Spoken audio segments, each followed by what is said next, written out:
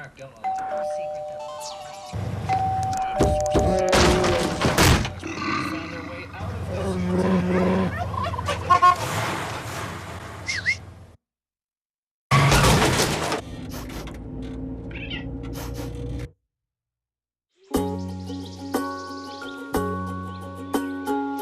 closer to nature can get you closer to your family.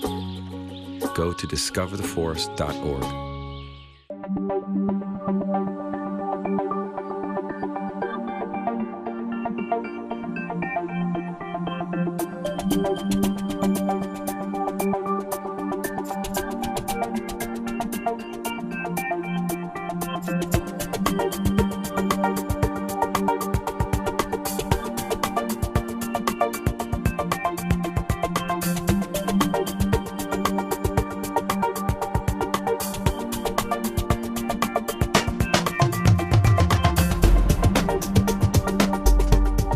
Welcome to This Week with Sheriff Dave Phalen, a weekly program on LSN television right here in Lancaster and also at a number of our radio affiliates throughout the Fairfield County area. Do appreciate you, the viewers and listeners, each and every week as we have guests from within the Fairfield County Sheriff's Office and many time community leaders.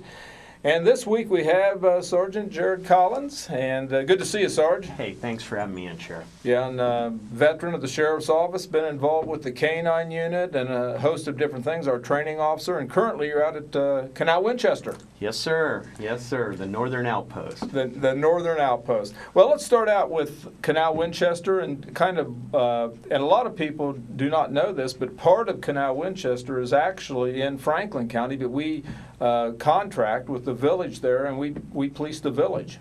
Yes, sir. It's a great agreement we have with Canal Winchester. 10 deputies are housed and staffed out of the Canal Winchester substation.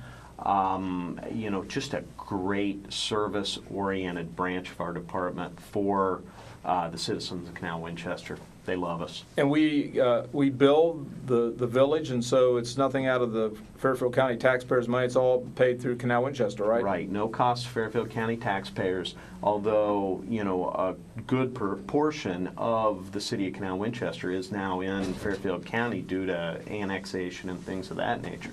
You know, I've often thought one of the positive things about that is it really gives us a little stronger presence in the northern part of the county if we need. In other words, if there's some kind of an emergency, it gives us 10, 11 people that are able to respond that we didn't have a few years ago. No, exactly, and especially when you look at where the major population growth is in Fairfield County now, and it's in that northwestern kind of section of the county, so any way that we can develop more presence up there is a great thing.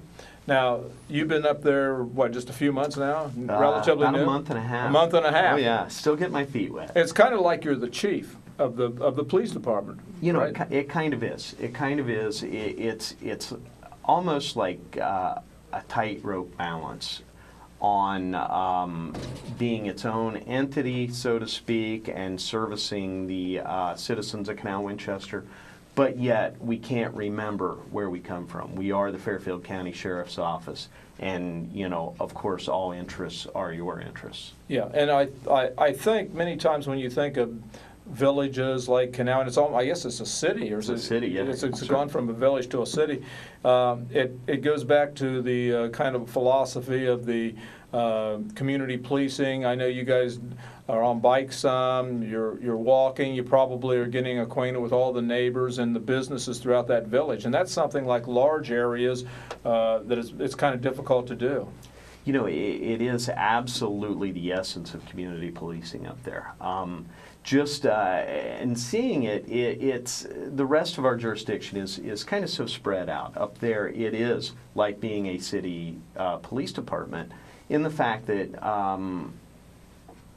our officers up there are encouraged to get out. And they do. They hit the businesses. They get out in the neighborhoods and walk around. They talk to people. And they are perceived. That's the one thing that I love working up there about is just the absolute perception of our officers up there. The citizens love them. Their meet, greet, walk and talk, and all those kind of positive things. They generally know them all by first name, know when they're working, when they're not, and ask for officers by name.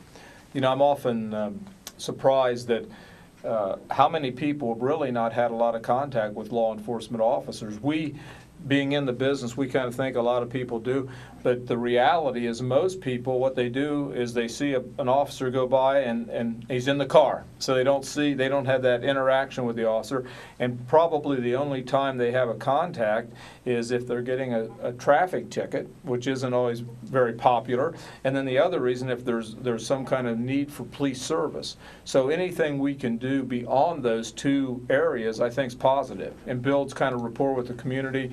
And I've often said that I've seen some very good police agencies but didn't have a lot of community support, and they didn't do so well. But I've also seen some less than effective law enforcement agencies where they had the community behind them, they had a lot of community support, and they tend to do pretty well. So we understand the importance of community involvement, how important it is to have the community support the sheriff's office, and they've been very supportive of us. It just goes back to years of just a tradition of that kind of great service. And that's what I hear from the people up there, that they are extremely happy with that kind of tailored service towards, the city's needs. Now, in a small village like that, what would be probably the most common kind of run that your deputies would be going on? Residential burglary alarms.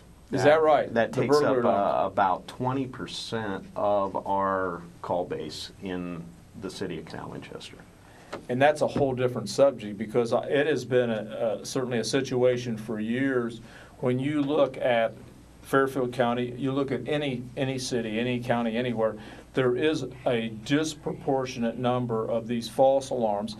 And it's been my experience, probably 95% of the alarms out of, and maybe it's not that high, but it seems like by and large the majority of alarms that we go on are false alarms. The people forgot to set them, the wind, the cat jumped in front of the alarm, something set them off. I agree 100%. I would guess the number could possibly even be higher. Maybe. In 20 years I've maybe been on 3 or 4 good alarms. And how many, to put that in perspective, how many have you gone on? Probably thousands. Thousands, I would say.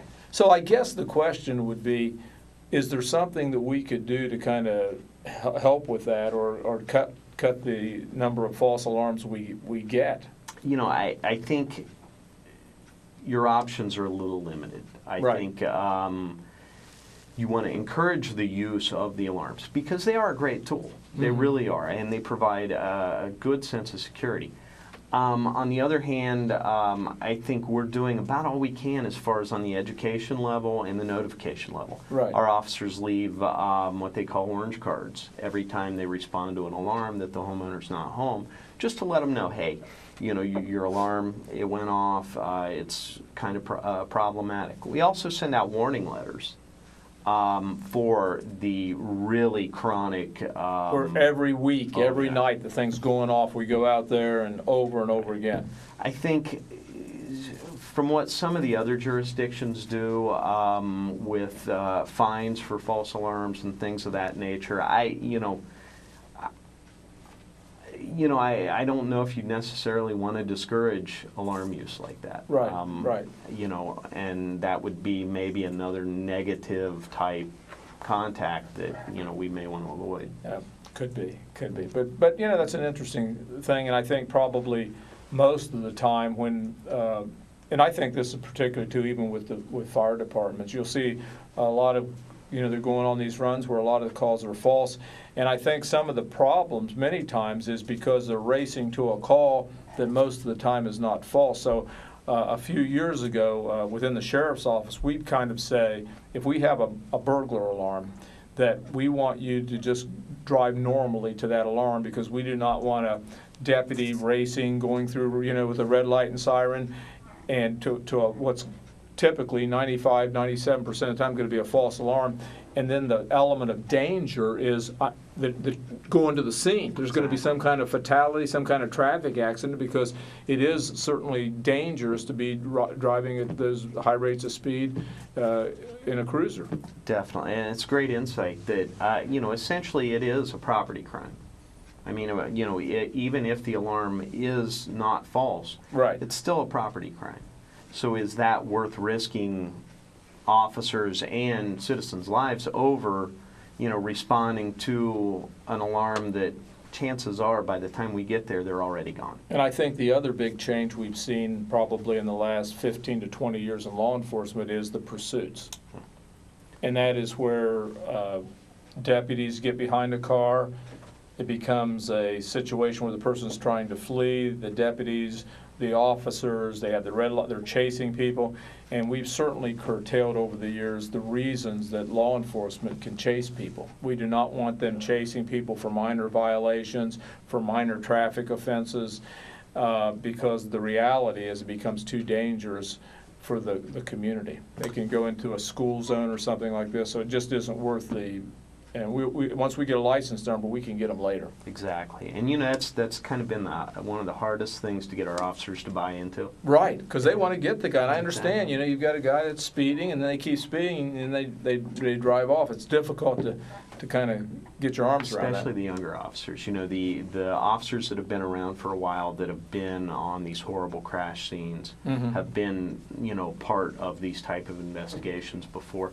They tend to understand. They understand that, just catching this guy today when you can get him another day is not worth someone losing their life over. Absolutely, absolutely. A lot to talk about, and we're going to probably have you back next week. We've got a few more minutes. But at one time, certainly when I became sheriff, you were the canine guy. Yes, sir. And did that how many years? 13 years in the canine unit. Wow. That was probably one of the best times you've had, wasn't it? I mean, it was. I'll tell you, there was no duty maybe more thrilling, dangerous, varied from day to day. I loved working the dog. It was a wonderful experience in my career. And I know that because they're such a part of your life, because you're with them 8 hours, they go home, there's an attachment to that dog. And I know when one of your dogs died a few years ago, that was tough. I'll tell you, I've had to have 2 police dogs that I worked on the street put down, and I think that was probably the largest contributing factor why I didn't take a 3rd dog, is I just didn't want to have to live through that again. Yeah, it's tough. It was bad. I spend more time with the dog than I generally did with my family. Yeah.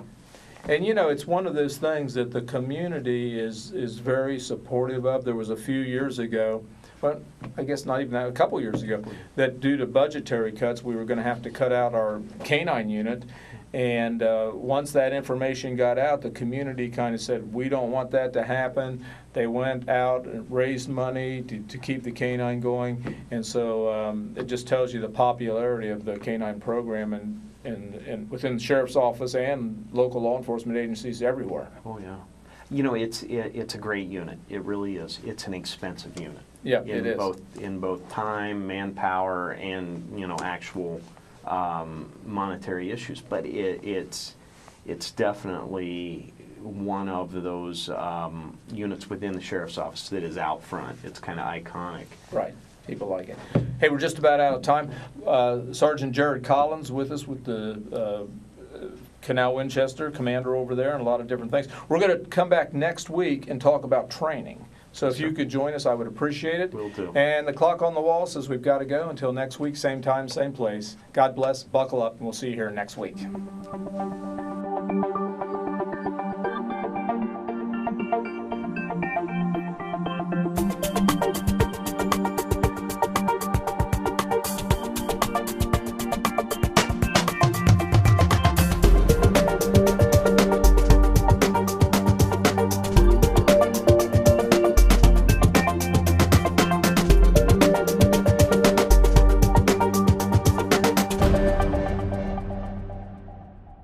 On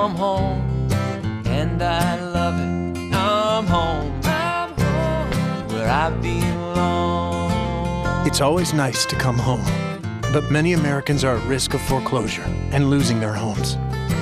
Making home affordable from the U.S. government has already helped over 1 million struggling homeowners like these. The sooner you act, the better chance we can help you. I'm home where I belong.